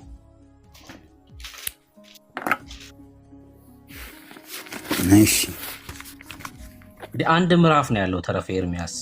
ይሄ 2000 ዓመተ ምህረት እትም። እስኪ 1980 ዓመተ ምህረት እትም ተረፈ ኤርሚያስ ስንት ምዕራፍ አለው እንየው። በነገራችን ላይ ተረፈ ኤርሚያስ ላይ ኢየሱስ የሚል ጽሑፍ አለ ታውቃላችሁ? አንድ ምዕራፍ ብቻ። የ2000ን ይክፈት የ1980ን ክፈቱልን።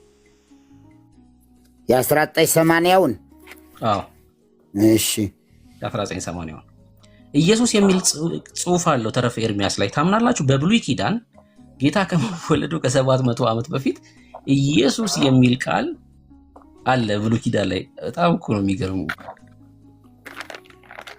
ኢየሱስ የሚል ስም አለ እያልኳቸው በነ ኢሳይያስ በነ ኤርሚያስ ዘመን ጌታ ከመወለዱ ኤርሚያስ እንግዲህ የነበረው 640 ነው ከክርስቶስ ልደት በፊት።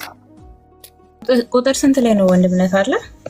ቁጥር 2000 ዓመት በ1980 ላይ ቆይ አሁን መሪ እዚህ ላይ አይደለም። እሱማ አጥፍተውታል እኮ አንድ ምዕራፍ ብቻ ነው ያለው።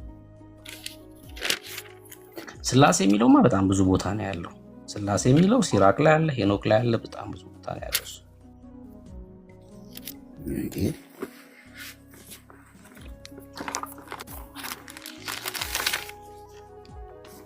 በትልቁ ላርጉትና ተረፈ ኤርምያስ በ1980 ዓመተ ምህረት እሺ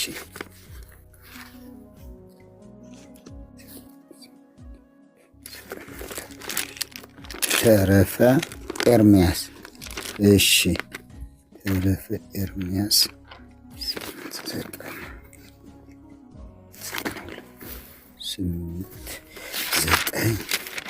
እሺ ተረፈ ባሮክ ተረፈ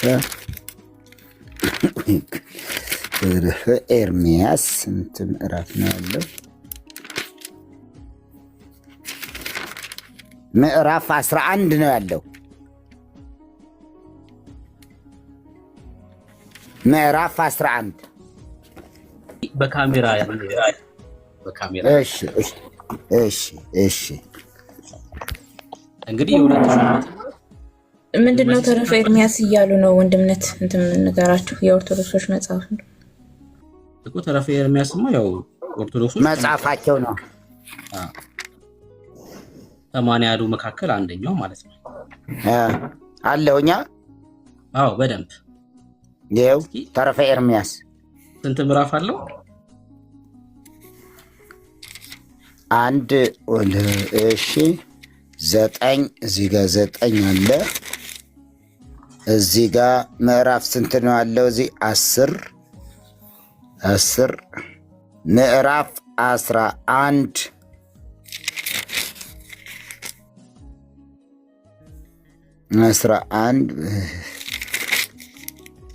ምዕራፍ 11 የስንት ምዕራፍ ልዩነት አለው በሁለቱ መጽሐፍት መካከል? ያ ምዕራፍ 1 ነው። 10 ምዕራፍ ልዩነት ማለት ነው። 10 ምዕራፍ በ2000 ዓመተ ምህረት ላይ ያስወጥተውታል። 10 ምዕራፎችን ማለት ነው እንዴ! ይሄ እንዳይዘጉት እሺ። አንድ ነገር ማስታወሻ ላይ ስለፈለኩኝ ነው እዚሁ ተረፈ ኤርምያስ ላይ እንዲያሳዩልኝ ማለት ነው። ማስታወሻዬን እየከፈትኩኝ ነው።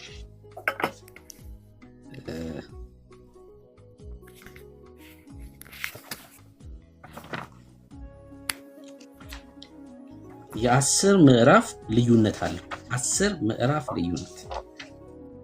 ኦኬ ተረፈ ኤርምያስ ላይ አንድ ነገር እናያለን። እሺ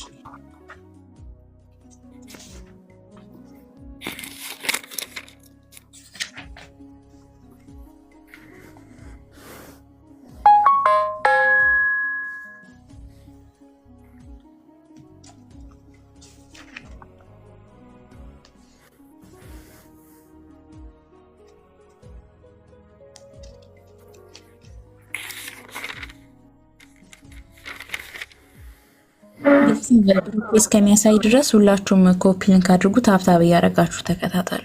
ተባረኩ። ክርስቲያናት ወንድሞች ኮፒ ሊንክ አድርጉ።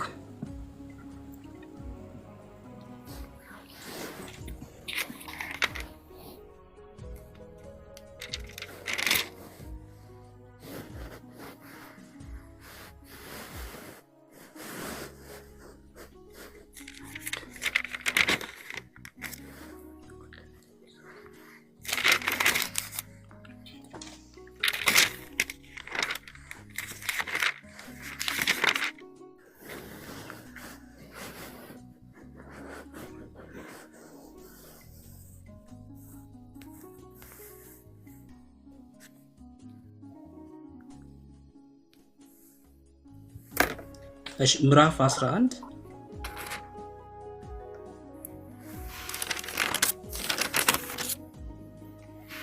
ምዕራፍ 11 እሺ ቁጥር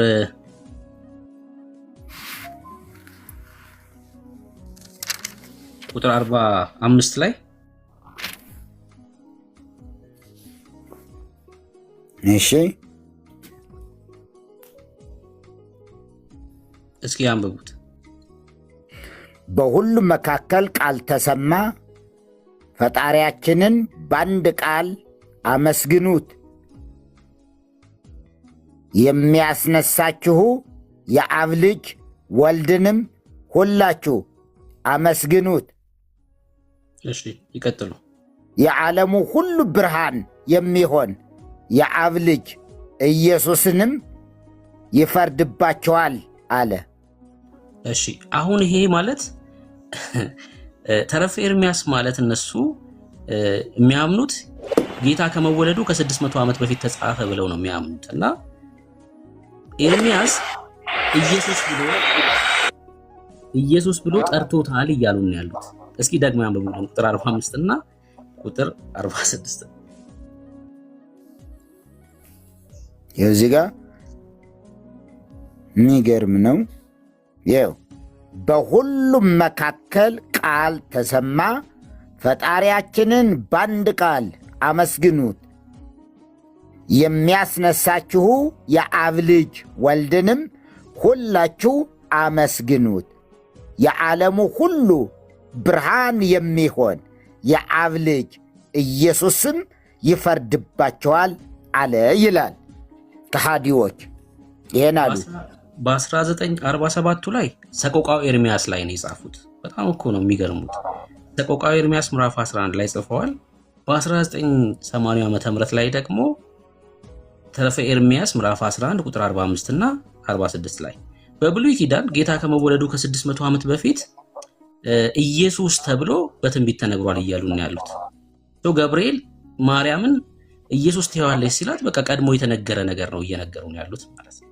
እና በዚህ ልክ ነው። በዚህ ልክ እንግዲህ ኢየሱስ የሚለውን ስም እኛ የምናውቀው ጌታ ሊወለድ ብስራቱ ሲነገር ነው። በዚህ ልክ ግን ቤተክርስቲያኗ በእግዚአብሔር ሐሳብ ላይ በእግዚአብሔር ቃል ላይ እንደምታምጽ የሚያሳይ የአብ ልጅ አብ የሚል በብሉይ ኪዳን አለ እንዴ? አብ የሚል በብሉይ ኪዳን አለ ወይ? ይቀጥሉ ማሪ። ልቀጥልበት ሐሳብ ያንሱና ሌሎች መጽሐፍቶችን እናንሳለን። ሐሳቡ በጣም በብዙ በተረፈ ኤርሚያስም በመጽሐፈ ሄኖክ ኩፋሌ ላይ ኩፋሌ ምዕራፍ ስንት ላይ ሄኖክ 13 ላይም ምናልባት ከዚህ ጋር አብሮ ሊሄድ የሚችል ሄኖክ በጣም ብዙ እንትን ነው። እሱ ጋም ስታዩት ምን የሚል ታገኛላችሁ? ክርስቶስ ይኸውላችሁ ክርስቶስ ይላል እዚህ እንደምታዩት። ይኸው አስታራቂያችን ክርስቶስ ይላል። ልጄ ክርስቶስን ባዩት ጊዜ ይላል። ልጄ ክርስቶስን ባዩት ጊዜ የከበረ የተመሰገነ ስሙን የሚለምኑ ወዳጆችንም ባዩአቸው ጊዜ በልቦናቸው መካከል ያለች ዕውቀታቸው ትጸናለች። በዚያን ቀን የመረጥሁት ክርስቶስን በመካከላቸው አኖራለሁ። ልጄ ክርስቶስ መልኩ እንደ ሰው መልክ የሆነ ምናምን ነገር ልጄ ክርስቶስ ያው እዚህ ጋር እንደዚህ ይህም የጻድቁ ባህር ክርስቶስም ደም በመላእክት ጌታ ፊት ተወደደ። የጻድቅ ባህሪ ክርስቶስም ደም በመላእክት ፊት ምናለ ተወደደ። እዚህ ጋም ስለዚህ ነገር በመላእክት ጌታ ፊት ከጥንት ጀምሮ እስከ ዘለዓለም ድረስ አስታራቂ ሆነን። ለአንድ ቀን አይደለም እያለን ያለ ለዘለዓለም አስታራቂ ሆነን የተሰወርንም ሆን ይላል። በፊቱ ይወድቃሉ የመላእክት ጌታ አብ በብሉይ ኪዳን የመላእክት ጌታን አብ ክደውታልና የባህር ልጁንም ክደዋልና የመላእክት ጌታም ስሙ ይመሰገናል። እንዲህ አስታራቂ ክርስቶስ በመላእክት ጌታ ፊት ቆመዋልና ሐሰት ነገር የሚናገር ምናምን ነገር ጠቅላላ እንደ አስታራቂ ክርስቶስ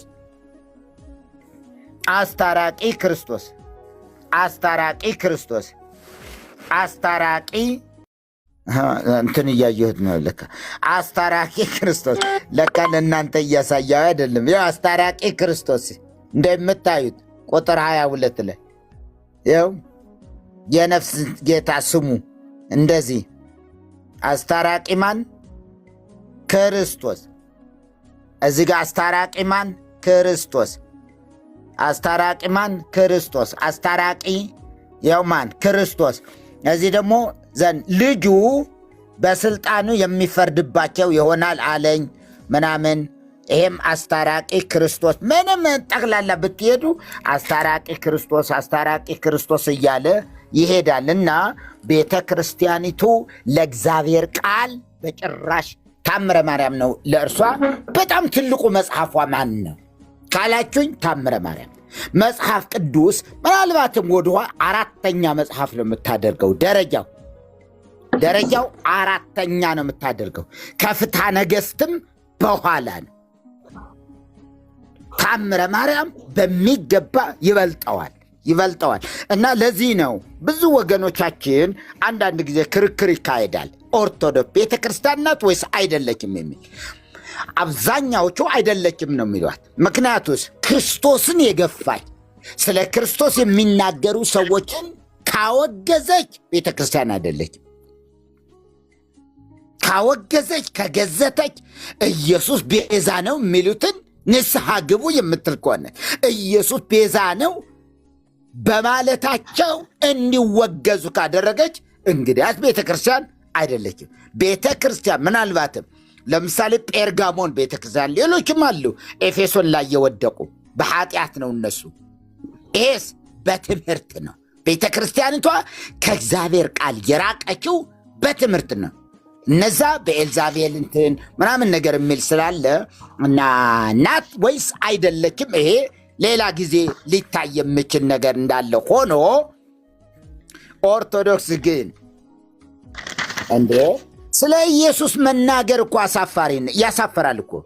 ሰው እኮ ስለ ማርያም ቢናገር ደረቱን ነፍቶ ማውራት ይችላል። ማን ይከለክለዋል? 1000 ዓመት ማገልገል ይችላል። ስለማን? ስለ ማርያም።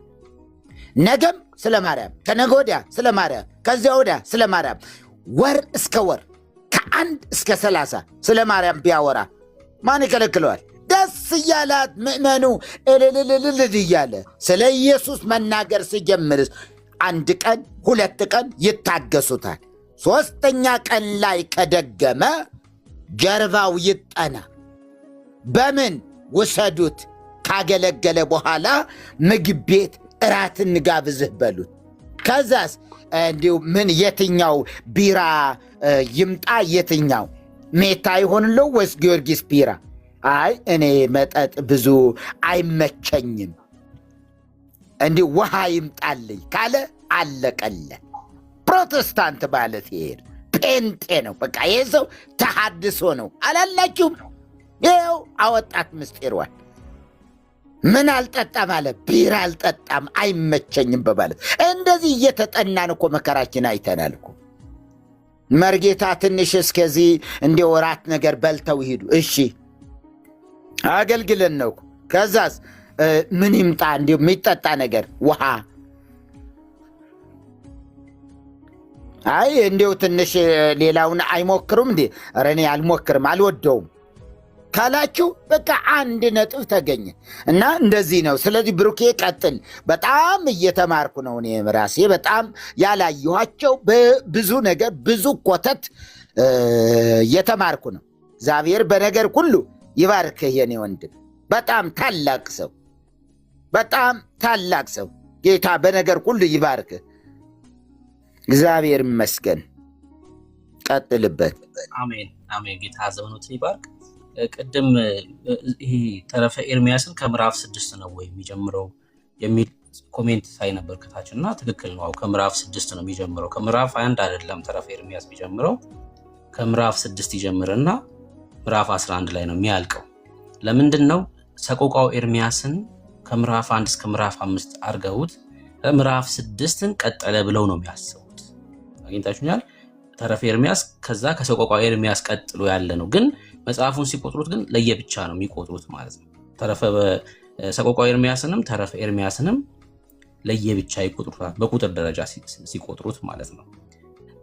ግን ከምዕራፍ 6 ነው ትክክል ነው የሚጀምረው ተረፈ ኤርሚያስ። እንግዲህ ከምዕራፍ 6 የሚጀምር መጽሐፍ አናቅም አይደል? አሁንም አናቅም። ያው ብዙ ነገር ያሳውቁናል። ከሴት ጋር በተያያዘ ምን እንደሚያምኑ ላሳያችሁ። ለምሳሌ ከሴት ጋር በተያያዘ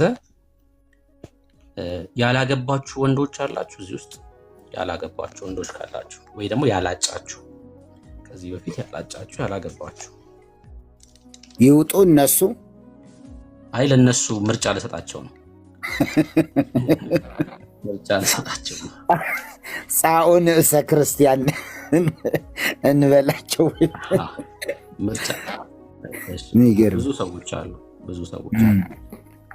እሺ እንግዲህ እናንተ እዚህ ውስጥ ያላችሁ ያላጫችሁ ያላገባችሁ ወንዶች የበሬ ወገን የሆነች ሴት ማጨት ነው ያለባችሁ። ጥሩ ትዳር እንዲኖራችሁ የምትፈልጉ ከሆነ ትዳራችሁ የሰመረ ሰላም የምትሰጥ ቤታችሁ እንዲያምር የምትፈልጉ ከሆነ የበሬ ወገን የሆነች ሴት መርጣችሁ ጮኛ አድርጉ፣ ደግሞም አግቡ። እኔ ነኝ ያልኩት አይደለም ያልኩት እኔ አይደለሁም ያልኩት። ማለት የበሬ ማለት በምንኛ ነው የፈታከው ወንድምነት? የበሬ ነው። የበሬማ ያው የበሬ ነው። ምን በሬ ከብቱ ነው ወይስ እንዲህ ነው ፍቻር? እንስሳ የሆነች ማለቱ ነው።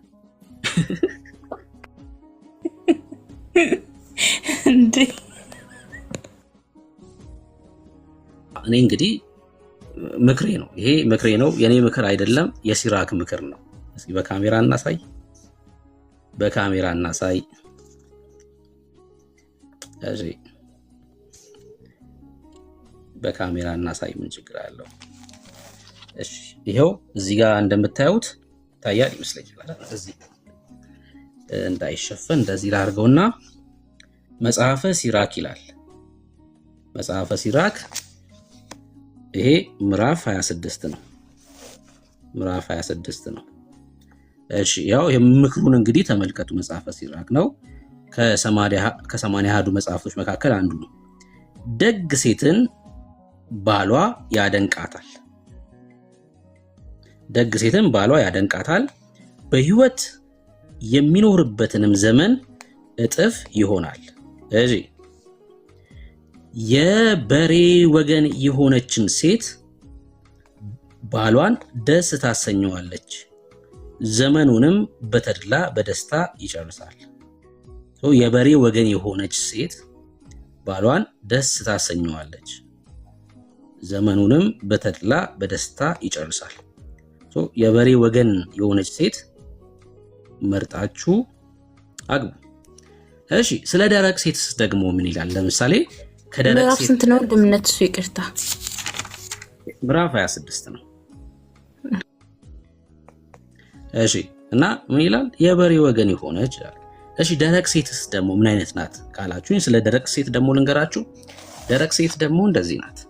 ቁጥር 7 ላይ እንደዚህ ይላል፣ ደረቅ ሴት ውልቅ ውልቅ እንደሚል እንደ በሬ ቀንበር ናት፣ ከእርሷም ጋር የሚኖር ሰው ጊንጥ እንደሚጨብጥ ሰው ነው ይላል። ደረቅ ሴት ምን አይነት ሴት ናት? ደረቅ ሴት ውልቅ ውልቅ እንደሚል እንደ በሬ ቀንበር ናት፣ ከእርሷም ጋር የሚኖር ጊንጥ እንደሚጨብጥ ነው ይላል። ውልቅ ውልቅ የሚል የበሬ ቀንበር እንግዲህ ምን አይነት እንደሆነ አላቅም፣ እውነት ለመናገር አላቅም። ግን ያው ልክ እንዲህ ናት እያለ ነው ጸሐፊው ማለት ነው።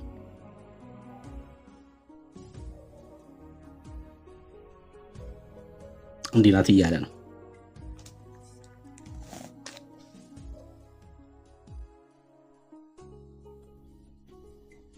ሀያ 25:16 ብሩኬ። እሺ 25:16 እሺ 25:16 ከ25 ይሄኛውን ላንብበውና ከዛ 16 ጋር ሂድ። እሺ 25 በቤት አጠገብ ለውሃ መፍሰሻ አታብጅለት፣ ለሴትም የልብህን ምስጢር አታውጣላት፣ ግብሯ እንደ ግብር ካልሆነ ፍታት፣ ከሰውነትም ለያት ይላል። ወንድ ልጅ ምስጢሩን ለሴት መንገር የለበትም ይላል። እንግዲህ ሴቶች የኔ ሐሳብ አይደለም። እሺ ያው መጽሐፉን ነው እያነበብኩ ያለሁት። በቤት አጠገብ ለውሃ ፍሳሽ አታብጅለት፣ ለሴትም የልብህን ምስጢር አታውጣላት፣ ግብሯ እንደ ግብር ካልሆነ ፍታት፣ ከሰውነትም ለያት ይላል። ቁጥር 16 ደግሞ ይሄው እዚህ ጋር ማለት ነው። ከደረቅ ሴት ጋር ቁጥር 12 ከፍ በለ ቁጥር 12 እስኪጀምረው እዛ ላይ ያለው ጥሩ ነው። እሷን የጠበቀ ሰውን የሚመስለው የለም። ከቁስል ሁሉ የልብ ቁስል ይከፋል፣ ከክፋት ሁሉ ደረቅ ሴት ትከፋለች። በሁሉ ብትወድቅ በዘገየው ጠላት እጅ አትውደቅ። ሁሉ ቢቀየም ጥንት ጠላት አይቀየም። ከምድር እባብ ራስ የሚከፋ የለም፣ ከጥንት ጠላት ቂም የሚከፋ የለም። ከደረቅ ሴት ጋር ከምትኖር ከምድር አውሬዎች ከእንስሳዎች ጋር መኖር ይሻልሃል። ታዲያ ለምን አይኖርም? ኦርቶዶክሳውያን ለብላው ከእንስሳ ጋር ከዱር አውሬዎች ጋር ኑሮ አያሳዩንም? ለምን አሁን ይህን ተቀብለው ከእንስሳዎች ጋር ለምን እየኖሩ አያሳዩንም እነሱ? እና በዚህ ልክ ነው የሚጽፉት እንግዲህ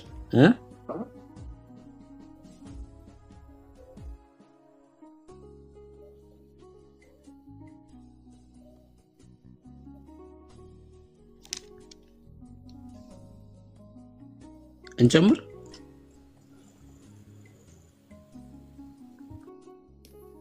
እንደ መጨመር ብቻ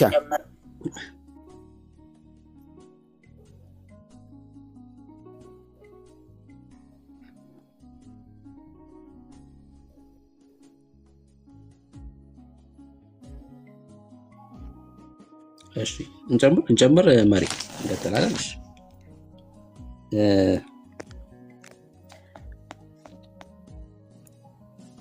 ምን ይላል እዛው ሲራክ መጽሐፍ ምዕራፍ 24 ቁጥር 16 ላይ ደቀ መዛሙርቴ ሐዋርያትም እንደ ቡጥም ከበሩ፣ እንደ ደቀ መዛሙርቴም ሐዋርያት ጌትነት ክብር ያላቸው ደቀ መዛሙርቶች ናቸው ይላል። ሲራክ ማለት በቀደመው ኪዳን ያለ መጽሐፍ ነው ብሎ ነው የሚያምኑት። ስለ ሐዋርያቶቹ ያወራል። ይህ መጽሐፍ ጌታ ስለመረጣቸው ስለ ሐዋርያቱ ያወራል። በነገራችን ላይ ስለ ጴጥሮስ ያወራል። ይሄን ታውቃላችሁ? ስለ ጴጥሮስ ያወራል። የሲራክ መጽሐፍ ስለ ጴጥሮስ ያወራል። ጴጥሮስ እያለ ስለ ጴጥሮስ ይናገራል። ላሳያችሁ።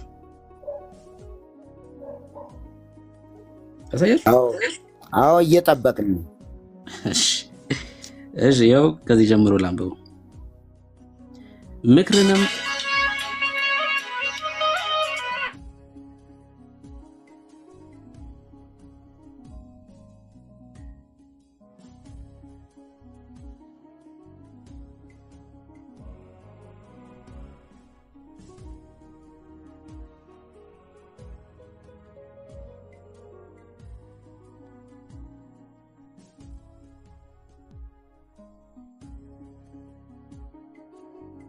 አለ ነው። እኔ ጋ ብቻ ነው ድምፅ አይሰማኝም። ስልክ ገብቶበት ነው መሪ ይመለሳል። አለ አሁን አለው አይደል? አለ ወንድምነት ላንብበው። እሺ ምክርን የኤፍራጥስ ፈሳሽ ባዝመራም ወራት የዮርዳኖስ ፈሳሽ እንዲመላ በሰው ልቦና የሚመላ እሱ ነው። የአባይን ፈሳሽ በአይን አዝመራ ወራት አባይ ያው የኛ ማለት ነው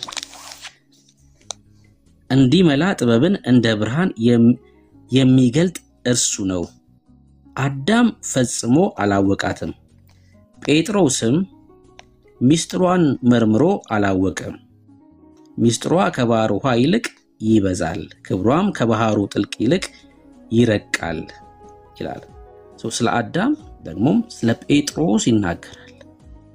ልክ ሄኖክ መጽሐፍ ላይ እንዳለው ደቀ መዛሙርቱ ወይ ደግሞ ሐዋርያቱ ሰውን ይገሉ እንደነበረ እንደተጻፈው ማለት ነው። እዚህኛውም ላይ ስለ ጴጥሮስ ይናገራል። ስለ ጴጥሮስ ይናገራል። ሄኖክ መጽሐፍ ላይ ስለ ሐዋርያቱም በደንብ እንደዚሁ ይናገራል። ስለ ሐዋርያቱ ማለት ነውና ይኸው ጴጥሮስ አላወቃትም ብሎ ነግሮናል ማለት ነው። ሚስጥሯ መርምሮ አላወቀም እያለ ይነግረናል። ይሄ የሲራክ መጽሐፍ ነው። 80 አሐዱ ብለው ከሚቀበሉት መካከል ማለት ነው። 80 አሐዱ ብለው ከሚቀበሉት መካከል እሺ ቀጥሉ። ወንድምነት ግን ይሄ አሁን ይሄ መጽሐፍ ከገድል በምንድን ነው የምንለየው? ከገድል በምንድን ነው የሚለየው? ጥሩ ጥያቄ ነው። አንድ ማስተዋል ያለባችሁ ነገር ለምሳሌ ይሄን ልናገር። መጽሐፈ መቃቢያን ኢትዮጵያ ውስጥ ያለው መቃቢያን እና ከኢትዮጵያ ውጭ ያለው መቃቢያን አንድ አይነት አይደለም። ስሙ ነው አንድ አይነት፣ በምዕራፍ አይገናኝም፣ በይዘትም አይገናኝም። ለምሳሌ መቃቢያን ላይ ቃኤል አቤልን የገደለው በሴት ቀንቶ ነው ብሎ ይነግረናል መቃቢያን መጽሐፍ ማለት ነው። በሴት ቀንቶ እንደገደለው ነው የሚናገረው መቃቢያን ምዕራፍ 23 ላይ ማለት ነው። ከሀገር ውጭ ያለው ደግሞ የመቃቢያን መጽሐፍ 16 ምዕራፍ ብቻ ነው ያለው። 16 ምዕራፍ። ይሄኛው 23ኛው ምዕራፍ ላይ ነው ይሄን የሚነግረን።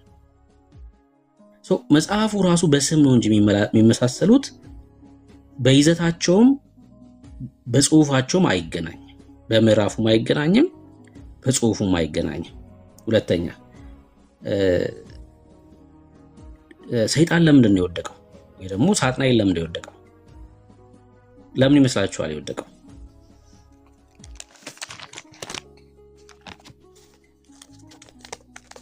ለምንድን ነው የወደቀው?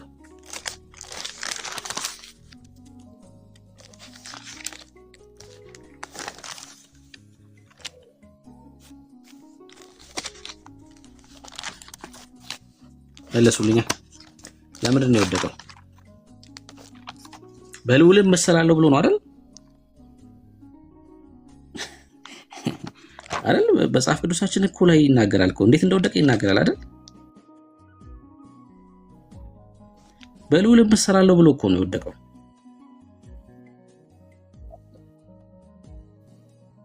እሱ የኦርቶዶክሱ ነው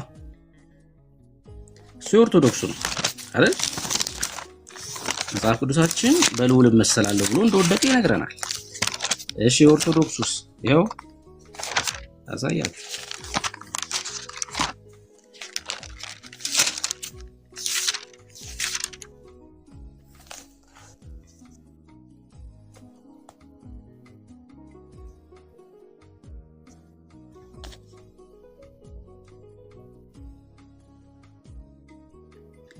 እሺ መጽሐፈ መቃቢያን ሳልስ 3ኛ መቃቢያን ማለት ነው ምዕራፍ 1 ቁጥር 15 ይኸው ላሳያችሁ።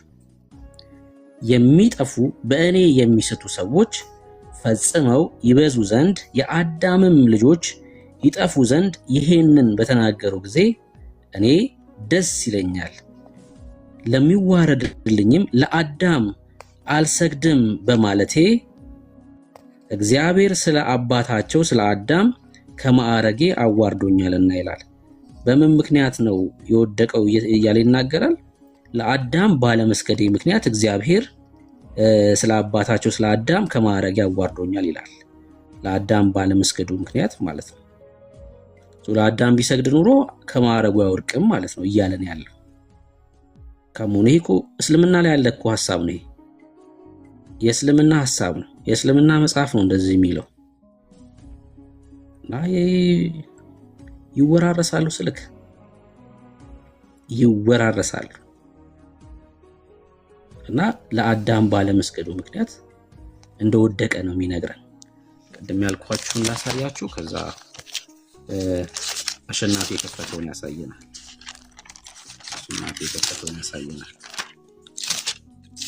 ያልኳችሁን አሳይቻችሁ ማለት ነው።